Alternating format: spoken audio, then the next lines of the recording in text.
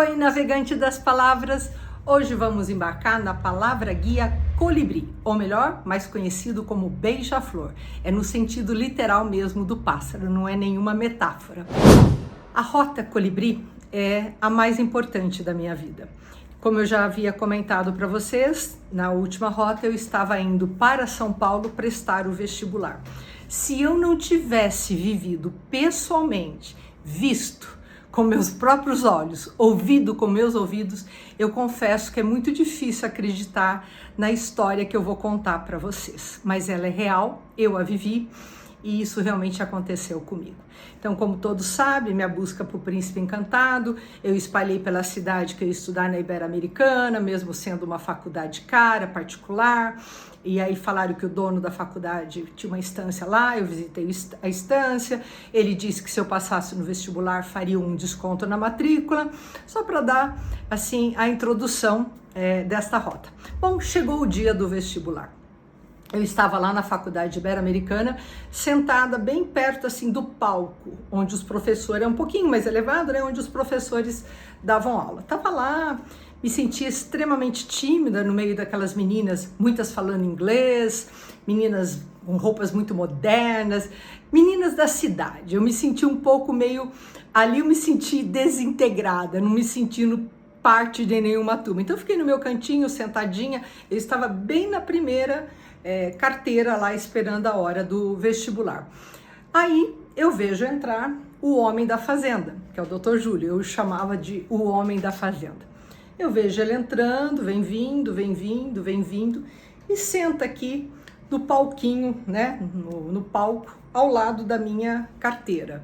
Ainda estava aquele burburinho todo, muita gente conversando, o vestibular estava um pouco, ainda faltava, digamos, acho que quase uma meia hora ainda, é o pessoal que chega adiantado. Aí ele senta e me faz algumas perguntas.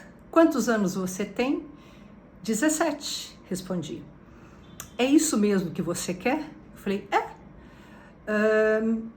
como você vai pagar essa faculdade? Vou trabalhar. Onde? Vou procurar. Aí ele disse, é muita força de vontade para tão pouca idade. Eu não sei porquê, menina, não tenho resposta nesse momento, mas o que eu posso te dizer é que você faz parte dos meus colibris. Quando eu o visitei pela primeira vez na fazenda, havia muitos colibris voando sobre as nossas cabeças, né? Muitos. E ele olhava admirado para aqueles colibris. Eu de uma certa forma atraio pássaros também por onde eu vou, né? Os pássaros meio que se aproximam de mim em algumas ocasiões. E aquele sempre voando, ele falando o quanto ele admirava. Ele falou, eu não tenho uma resposta agora, mas o que eu quero te dizer é que se você passar no vestibular, eu te dou de presente esta carreira. Eu meio que... tipo assim, eu não entendi direito, né? Eu tinha pedido uma bolsa de estudo, ele falou que não era o dono da faculdade, falou que ia dar um desconto na matrícula, eu já estava feliz da vida.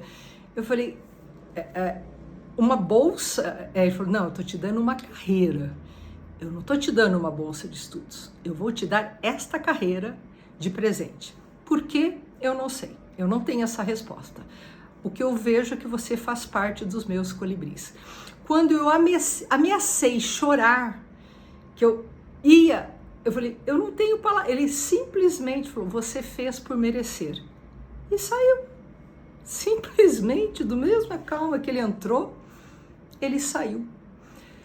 Enquanto aquele homem caminhava lentamente para a porta de saída, ele disse antes, sim, que a única coisa do vestibular que ele leria era a minha redação. Ele falou, boa prova, né? E desejou boa prova e eu fiquei ali. Prestes a fazer minha prova, claro, muito mais motivada do que antes, né, que eu tinha preocupado. Eu não estava, na verdade, preocupada mesmo, tanto que eu respondi para ele, para mim era o óbvio, como você vai pagar? Trabalhar. Eu não tinha, o bom de ser muito jovem, eu já era uma jovem ousada, destemida, segundo diziam, né, mas como eu disse já, eu sabia disfarçar o medo, na forma de uma coragem brava, guerreira, como eu acho que os guerreiros também, quem vai para a guerra também sente muito medo. Nós temos a arte de disfarçar. Então, quando ele saiu, eu senti, minha vida não vai ser mais a mesma.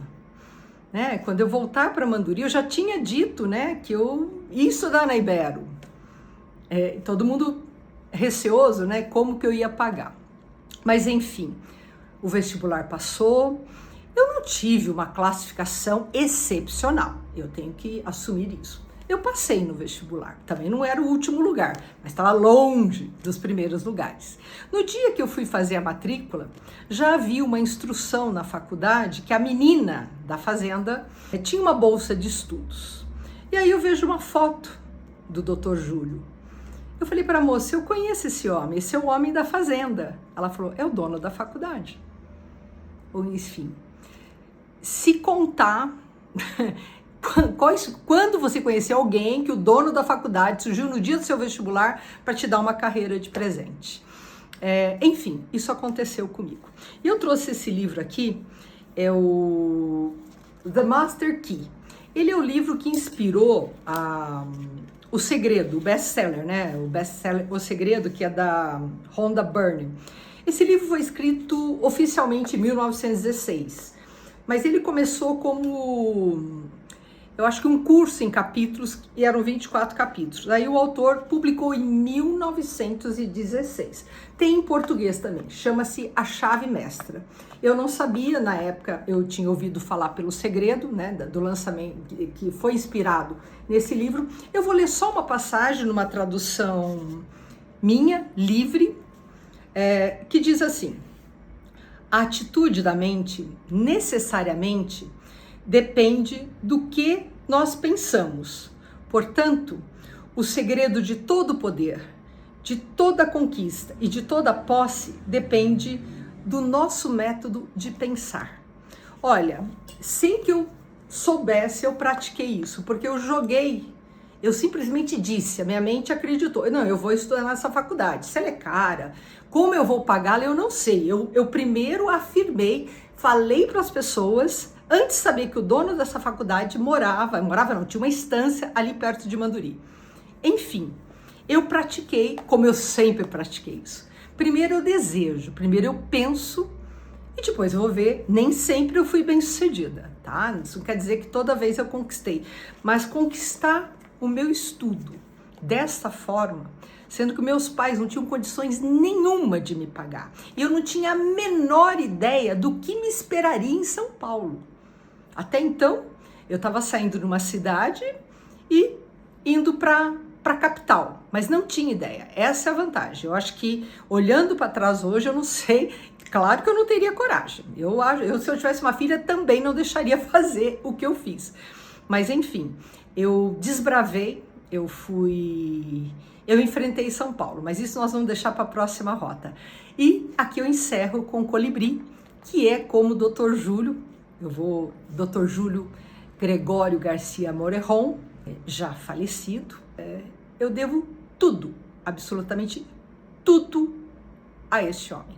Mas antes de conhecê-lo, eu acreditei que eu estudaria naquela faculdade, mesmo ela sendo um sonho impossível pelas questões financeiras dos meus pais, minha, e por estar distante daquela cidade.